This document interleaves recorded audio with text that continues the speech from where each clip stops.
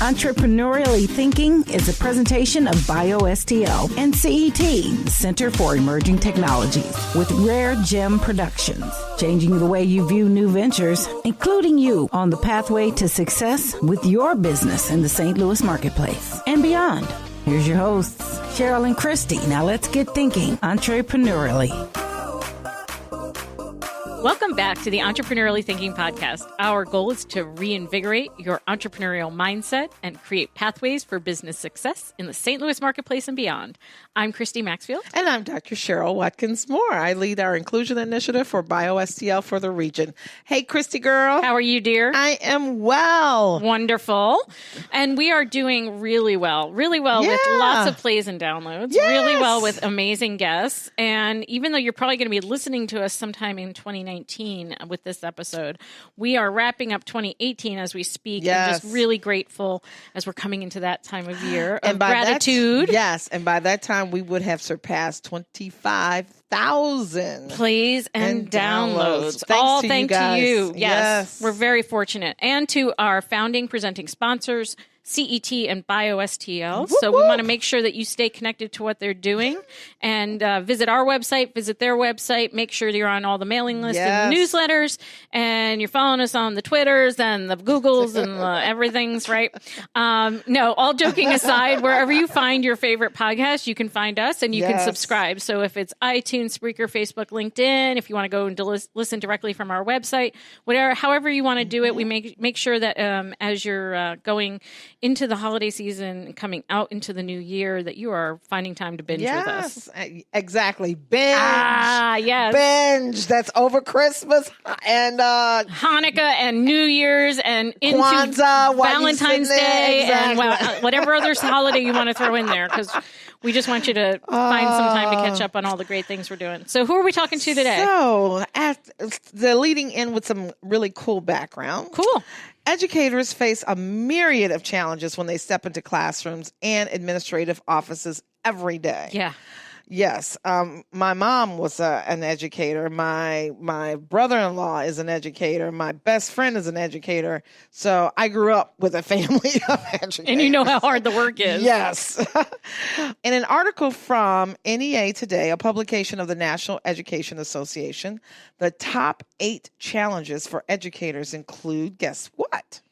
Lots of kids, swelling class sizes, competition from technology and digital distractions, those damn phones, those podcasts that the kids are listening to, cyberbullying, which is not cool, fair and equitable compensation. Absolutely. We have to touch on that. And then finding funding. If we add in the questions of where to go and who to turn to in order to address these challenges, this list of concerns expands to 10. Yeah, and I'm sure even beyond that. Absolutely. When we come back, we meet with an education catalyst who is designing and discovering new ways for educators to experiment, collaborate, and innovate to creatively solve our region's most entrenched educational challenges. So when we come back, Sherita Love will join us. So stay listening. BioSTL is a proud founding sponsor of this Entrepreneurially Thinking podcast, and we want you to know all about the great things they are up to. BioSTL Fundamentals is an entrepreneur development program designed to support early would-be entrepreneurs in the life sciences in St. Louis. The program provides a one-on-one customized business learning experience for each participant. You can learn more about BioSTL Fundamentals by visiting BioSTL.org. And for your renewed and continuing support, BioSTL, we say thank you. I'm Sherita Love with EdHub STL, and entrepreneurially thinking means that you are taking action, you are occupying space, place, and time to do something. Joining us today is Sherita Love, manager of EdHub STL. Sherita, you come from a nonprofit and African American studies background. You were national trainer with YMCA and have been working in the inclusion and diversity space for a long time. She's done a lot. And yeah, we're gonna and you're serving Wow. as the founder and executive director of Expand Ed, a learning collaborative, and working with as a co-founder of GLAMM's Girls Lead and Make Moves. I mean, and then EdHub, a new program powered by Venture Cafe St. Louis. You just that's wanted to going to do help something, educators right? tackle some of their most entrenched problems. So on that note, how are you, dear? I'm good. Good. I'm very good. Very glad to be here. So education is clearly your thing. It is. Education. I've been a teacher since I was a kid, like playing school with my sister. And, being the person that is looked at, called upon, whatever you want to call it, to teach, train, or lead. So That's where did just you been grow my up at? You story. know I'm asking that question, I know. Christy. Of course. So, St. Louis. so you are a homegrown girl. I am. Wow. Born and raised. So where did the whole teaching thing come from? Was somebody in your background? You just love teachers? How did that happen? No, I did not have a family member, as I know that's a story for a lot of educators. My mom was a teacher, or my aunt was a teacher, but no, my love for education, I think came about because I had some phenomenal teachers in elementary school who poured into me and made me see and know that I was brilliant. And they walked with such, grace and taught with such grace. I'm like, wow, this is something that I want to do. So that's what you were doing on the weekends, huh? Teaching Teaching the dolls and the Maybe teddy bears. even during the class. I bet there were a few teachers who were like, just take over, Sherita. Right, I'm good. exactly. I'm going to tap out for a minute. Yep. But that's very cool. Yeah. Well, and that takes a lot. I mean, does. it's one thing to be inspired by a teacher to know your own worth and brilliance, right? It's another to actually want to be at the front of the classroom too, Yes. right? And love learning from the perspective of teaching, which is really hard. I mean, I've only done it at the university level, where ostensibly the class can self-manage, And it's very different. but because, it's just a lot of work to bring for sure. people quality information that's going to help them grow as individuals. And Yeah. So what? Little people, big people, medium-sized people. Who have you? All of the them. people. All of the people. I started right. out in elementary ed. And interestingly enough, this story is going to take a weird turn. Just Okay, because, please take us on the journey. always knew I was supposed to be an educator, teacher. But once I got into the classroom with, like I said, elementary age students, I knew that the classroom was not for me. Interesting. But I didn't know what that meant. So why did that, I felt it was limiting. Okay. The classroom for me was a bit limiting, but I didn't know what else there was. Like, I was a teacher, I was an educator, that was what I was supposed to do, but the classroom wasn't a good fit. How'd you start to unravel that then? Well, my mother actually became terminally ill, and so I left the classroom to take on her care. Okay. And in doing that, I started to work part-time for the Y. And found my jam in the out-of-school space. I'm like, oh, this is what I'm supposed to be doing. And so, just moved into a number of roles, working with teens, working with immigrants and refugees, adults who were learning to read or get their GED, students who were school-aged, but like 2 or more grade levels behind. So working with that type of or those types of programs and that type of environment just proved to be what I was supposed to do. Because I guess you're dealing then with motivated people too. These folks are in Y programs or they're Sometimes seeking, is the vibe I'm getting from her. Sometimes. versus kids in a classroom that, I got to be here. So Yeah. I think there's a both and to that. I think that, some kids were dragged along by parents to say, hey, you need some extra help. Come to this place. Some adults were coming to this place like, oh, I need to get this job. So therefore I need to learn how to read better. Therefore I need a GED. So while there definitely were some folks who were a part of this Y experience that wanted to be there, excited to be there to learn and grow and thrive, there were also those who could care less. Right. Could care less. So that doesn't change, right? No, that certainly didn't change. Wow. But I think what was a hook for me was the expansive reach that I could have in education. wasn't just the 20, 25 students that were in my classroom, but hundreds of students that I could reach and work with and see improvement in and have that light bulb moment and that transactional piece of learning together. And I think the light bulb moment is the best for somebody who teaches. That's got to be the best thing to really to have when a kid or an adult goes, I get it now. I understand. Yeah. And having a great teacher is unbelievable. Like you said, you can change not only how people learn, but what they do in the future, right? Absolutely. Oh, wow. Absolutely. Wow. Yeah. And that transformative work's not only happening outside the classroom, but it seems like it's also intersecting for you in this space around equity, inclusion, diversity. How have those pathways evolved for you over time? Yeah. I'll try not to be too long with this. No, don't worry. We like having conversations. Exactly. So I guess so once I was in middle school and high school is where I started to see disparity. So you taught in high school and middle school? No. She's saying when she was in. You were in. I was like, this is her personal journey. Yes.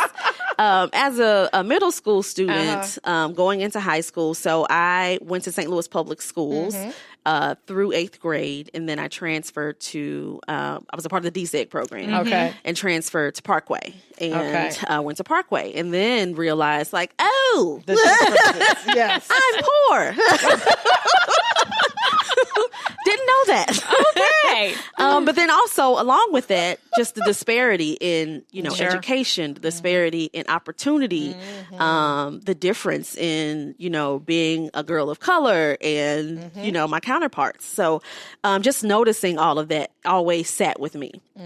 And so, as we know, most times in our education systems, we're not taught around race and we're not taught around the systems that exist that keep things separate. Yeah, the institutional piece. So we're not taught around that. So I had to do a lot of self-learning and self-discovery.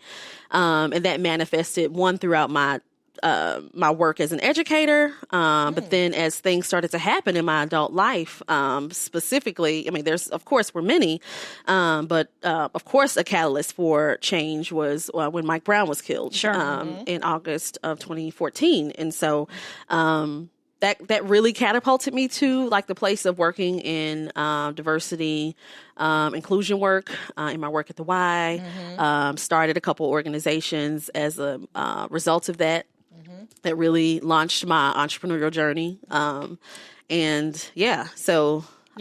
I answered the question. Absolutely. No, we've actually heard from a number of entrepreneurs over the course of 2 years where that Michael Brown's death was a catalyst. It was a real catalyst for them. It was a seminal moment where not only did it transform and continue to transform our region and our nation and change dialogues, but it was also very personal, deeply, deeply personal of what am I doing with my life and how do I want to express my commitment to this work moving forward. So it was a verbal commitment for me that day as an educator. I literally, and I share this, oftentimes in presentations or having conversations with folks. But that day I live in Ferguson and that day went into my bedroom as all the things were happening and made a verbal commitment, out loud, that I would use my platform as an educator to walk differently. Because of this. And it's been a busy 4 years for you. Absolutely. And I have not stopped since. So for sure. Clearly self-identified from a really early age as an educator and a teacher. When did you start to self-identify as an entrepreneur? Self-identify as an entrepreneur. That's good language. I did Thank you. not. I got an A from the teacher. You did. I did not identify as an entrepreneur, probably until about 5 years ago. Okay. But I've actually been an entrepreneur since I was a kid.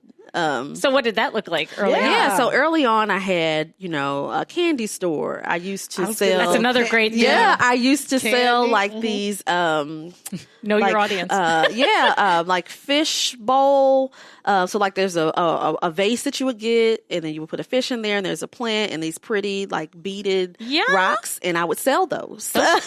That's adorable. Aquariums. I would sell those. you were selling live things. So wait a minute, you were selling the fish? I was selling fish.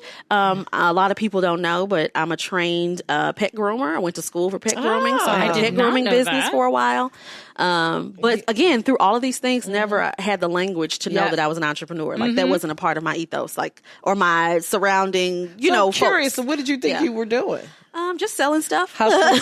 Hustling, selling stuff, right? Making ends meet. Yeah. Yep. Well, just seeing like a needs, things that people needed and doing something. Right. You know? Right. But didn't identify as an entrepreneur until I got into, I guess I would call it this ecosystem of entrepreneurs in St. Louis. The language is different. The language is different. But the hustle is real. The hustle is real and the same across. Exactly. For sure. Exactly. So interestingly enough, not until about 5 years ago did I identify as that. And how did your education work bring you into the entrepreneurship ecosystem? So I guess a couple things. It's always been there, but I never really acted upon it until Michael Brown's death, when I founded Expanded Equity Collaborative, and working with Christy Jackson, who's an entrepreneur here in St. Louis, on GLAMM, Girls Need to Make Moves. So that's when I really made the shift into education entrepreneurship, which still, at the time for me really wasn't a thing. Right. And for a lot of educators, it's still not a thing. Well, we'll work on that. We'll work on that. We are working on that. And it's growing. Listen to this podcast. Absolutely. It is certainly growing. And that's what's amazing, because most educators have to be innovative. They have to be creative. Oh my God. Entrepreneurial, This fits yes, right and into improv. It's like identity. How do you identify? Right. Right. And do I need to identify as an entrepreneur? I don't know, but Right. for But sure. That's a great question. The mindset is there, though. Right. The mindset is always there. And that's the Absolutely. thing. Yeah. Absolutely. So when we come back, I want you to tell us more about education equity consultants and the work you're doing with GLAMM, and then today how that's manifesting as well with EdHub and all the work you're doing here. So we'll be right back. Okay. CET, the Center for Emerging Technologies, is a proud founding sponsor of this Entrepreneurially Thinking podcast. We want you to know all about the great things they are up to. CET is in the business of entrepreneur development, offering a variety of programming to meet the training and technical needs of early-stage entrepreneurs. These programs include the Square One, Ignite, and Bootcamp training program, Level Next, technical assistance, workshops, and other educational programming. To learn more about CET, the Center for Emerging Technologies, visit cetstl.com. And for your renewed and continuing support, CET, we say thank you. I'm Ricky M. Wilson, Director of Business Development with Ferguson 1000. And what entrepreneurially thinking means to me is really just, how do I get more out of life? How do I take some time and get more out of life? And this show right here, I really believe, will actually give people access to a more full life through entrepreneurship. Sherita, you were talking about how you had the mindset of an entrepreneur before you even knew that that's what it was called. That name, right? that And title. and that teachers are still hesitant to embrace that identity, as you said. What do you think's going on there? Is entrepreneurship perceived as risky and they're not seen as risky? Because like Cheryl said, with very little pay and very little resources, they're making miracles happen every day, right? Yeah. They're filling a need, serving a client. They're doing all those things. And serving multi-client constituents. Oh, lots of stakeholders. Because you got the Parents students, the parents, the schools, the district, all of that stuff. So they're balancing all of that. And just curious, so is it helpful to embrace that idea of having an entrepreneurial mindset? Is that freeing and empowering, or is that intimidating? Or is, like you said, why do I have to pick a label and a category is that just anyway? more stuff I got to I'm going to go with the latter. I think, the grind is real. Like working in a classroom, there is very little off. Well, I don't want to paint a broad brush, but oftentimes there's very little room for that. Yeah. That exploration of identity. Or so we think. There's very little room for that because you have all of these lives that you are in charge of, and you take that very personally. Like there's nothing, I just remember being in a classroom, there was nothing I could ever do that was good enough because I was always looking at ways to reach Kim, LaShonda, Johnny, what can I do bigger and better?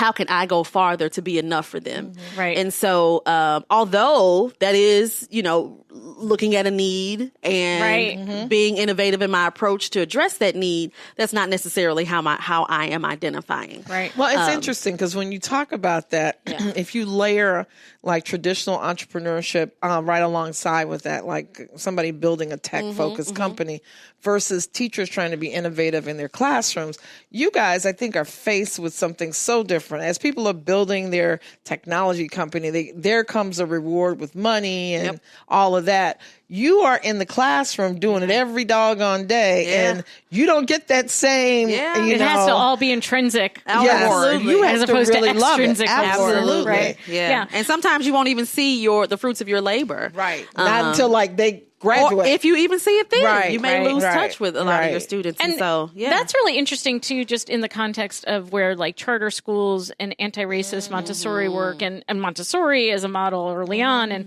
but that there is entrepreneurialism in every field, even in education, where we could probably do a whole show of dissecting all of that. But as you have embraced this identity, what has it meant to you to look at the work, say you're doing through Education Equity Consultants or GLAMM or EdHub, through the lens of both an educator and an entrepreneur? Yeah, it's meant a mind of or a mindset around consistently thinking of ways to come alongside people, whether that be educators or the community, to help a supporting of understanding around education, around education equity.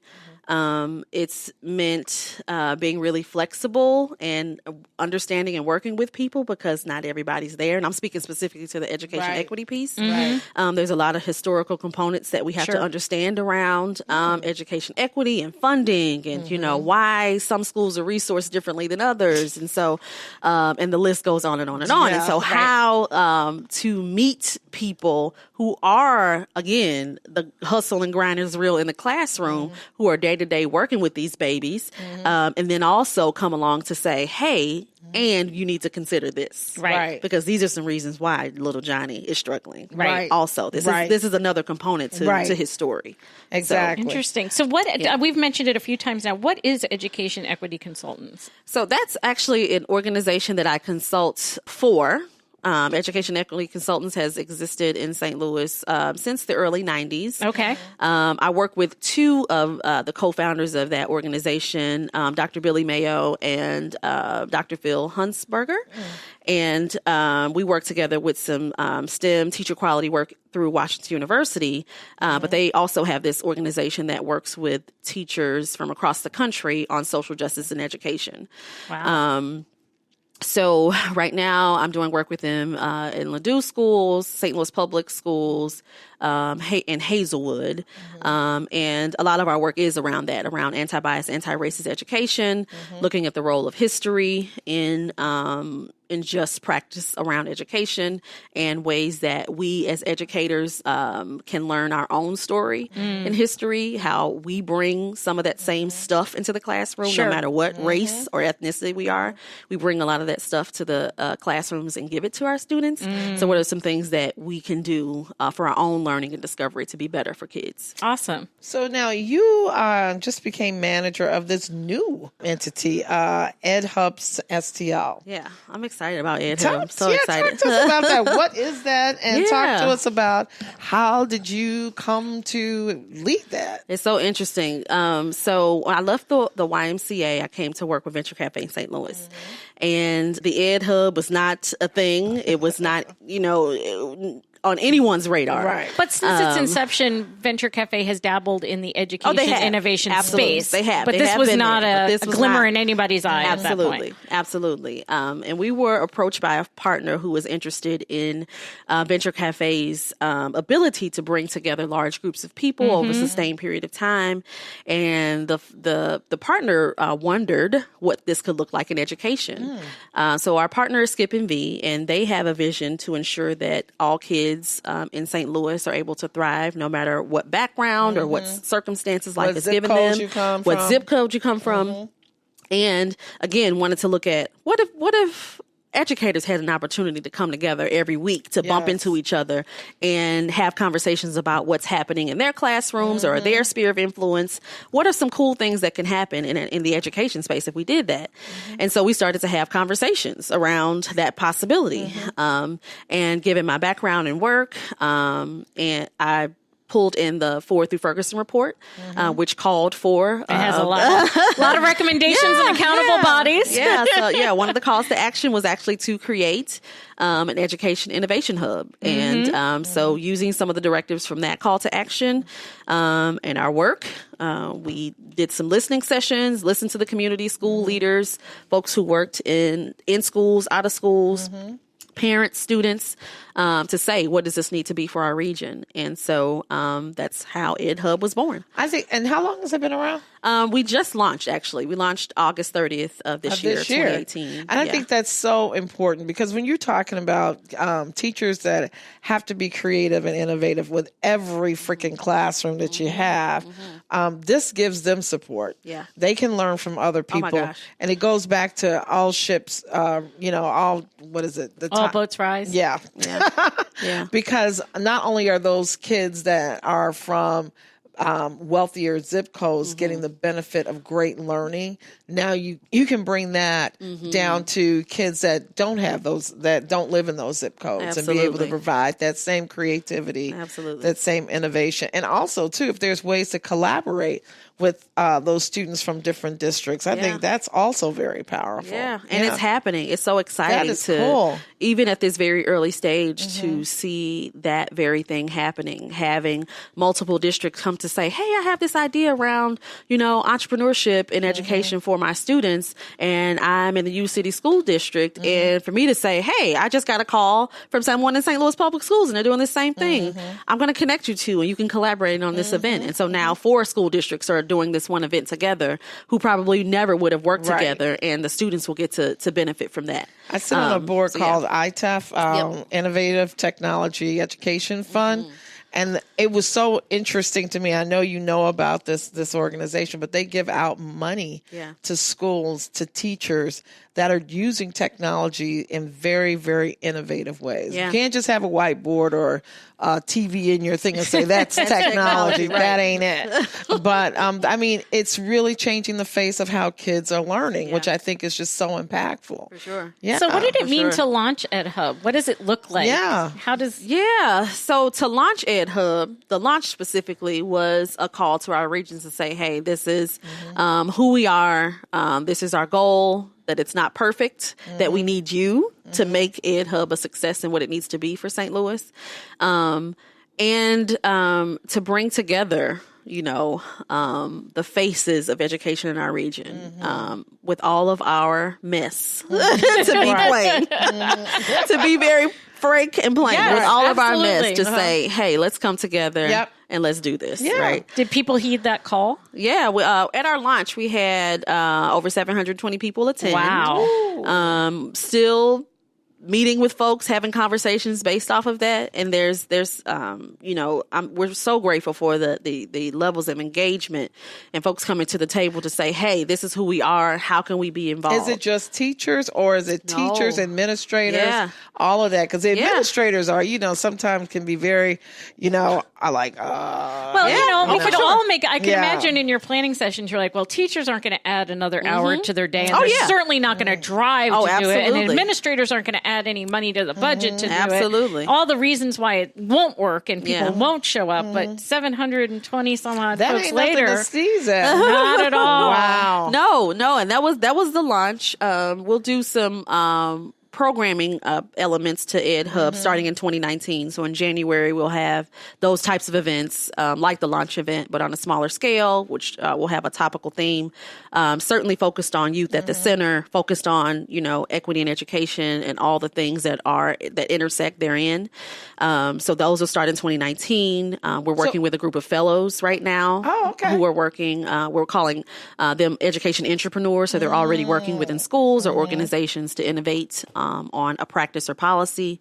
and we're supporting that work. So this is all part of CIC programming? Venture Or is Cafe. this Venture Cafe Yeah, program? Venture Cafe St. Louis. Okay, and are there other models? You guys are the first one you're doing it, huh? There are no That's other great. models.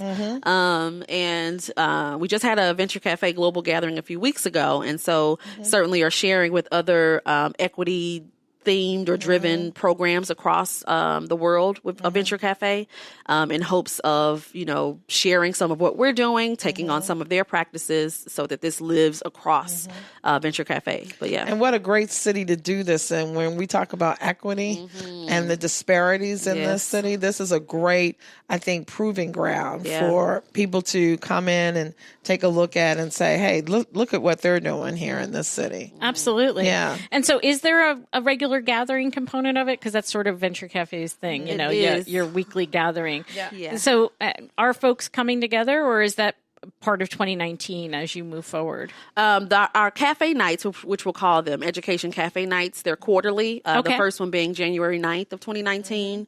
And then we'll have like monthly programming starting in 2019. But we also offer free space for educators. So we sponsor space for professional development, meetings, meetups, larger events at Innovation Hall. And Which is in the new 4220 building, Yes. 4220 Duncan down in the Cortex District. Yes. So that's happening. So folks are taking advantage. If I'm an educator and administrator and I wanted to get connected with EdHub, what does that look like today? Does that mean getting on your mailing list, scheduling a meeting with you, showing up and being like, I'm here? All the things. All the things that keep me busy. But yes. Yes, we can be reached at innovationhall.org. My email, Sherita at vencapstl.org.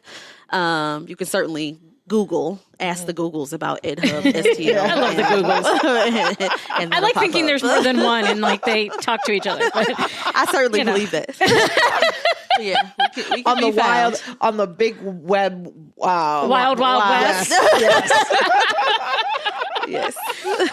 and also we'd also, one of the other things we mentioned that folks may not know a whole lot about is GLAMM. So, while you're also standing up EdHub and you're doing your consulting with the equity consultant, education equity consultants, GLAMM is something you co-founded with Christy Jackson from the DK Annex and her work there. What is that, if folks are interested in learning more about that?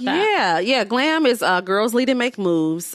Started work with younger girls when we started this organization, just based on a need, based on our story of being two young, smart Black girls who, were disconnected and needed a GLAMM in our lives to show us that we can lead and we can make moves. And that you're brilliant. Right, absolutely. And so, we started the organization for younger girls, and it just grew into grew from following a need. So early career women started to come to us to say, hey, we need a GLAMM. We just got out of college. We're just starting our career. We don't have a network of folks that support us anymore like we did when we were in college. And so what does GLAMM look like for us? And so we started a GLAMM fellowship, which we're now moving into our third cycle of that with huge success. And then women who were like mid-level career, like, wait a minute now, where's my GLAMM? Where's GLAMM for me? I feel like I need a volunteer to take on the next GLAMM. Because I need a nap. I need a nap, and you can all glam it up, and I'll be with you in a minute. Yeah. Yeah, absolutely. But we did it. Of course you did. Of course you did it. We did. So there's a GLAMM leadership also series that we have bi-monthly connections, networking, learning experiences for women. 0 to 99, really. Because the 99-year-olds are going to be like, where's my GLAMM? The 65 I'm not plus. done yet. I'm not done yet. Yes. It's been a beautiful experience. That's great. Yeah. That's great. So you are like firing and She is all on fire. pistons, right? You got so much stuff going on. But it's all aligned. I see it all as all being aligned. The work is all aligned, and I wouldn't have it any other way. I mean, it's work that's necessary and needed. Just as the work that we're all doing is. So absolutely. So for those folks out there who see themselves as educators, are interested in what it means to transform the education space, any thoughts you want to share just on your journey as a education entrepreneur or innovator? That we can leave our listeners with? Yeah, for sure. I would offer that we all have a role.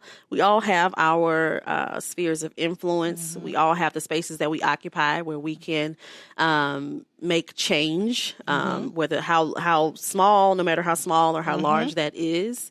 We all vote, hopefully. We all vote. Amen. We have kids. We sit on our PTAs and PTOs, and we have family members that we can talk to.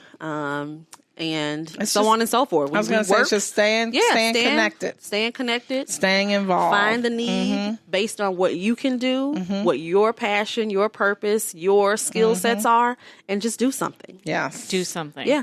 I like that. That's a great way to end our conversation. Absolutely. So thank you for taking time out of what is a very busy and meaningful and transformative scope of work to spend a little time with us to share your story. We really appreciate it. Because she is getting stuff done. Those are our women. Those are our men and men too. We really love whoever's getting stuff done. Exactly. Getting it done. But we tend to hang out with the ladies who are a little bit more. Well, thanks for having me. I appreciate it. Thank you, Sherita. This has been great. Thank you so much. Changing the way you view new ventures, igniting your thinking about entrepreneurship. It's entrepreneurially thinking. Get connected and discover more. Visit our website for show notes, resources, information about our guests, upcoming events, and of course, all your favorite episodes. If you have any questions, be sure to leave them for us in the comment sections, and be sure to leave us a 5-star rating on iTunes. The best way to show love is to share. Let everybody know that you're thinking entrepreneurially. So visit our website, entrepreneuriallythinking.com. #ETHINKSTL. Entrepreneurially Thinking is another positive production of Rare Gem Productions. Thanks for listening.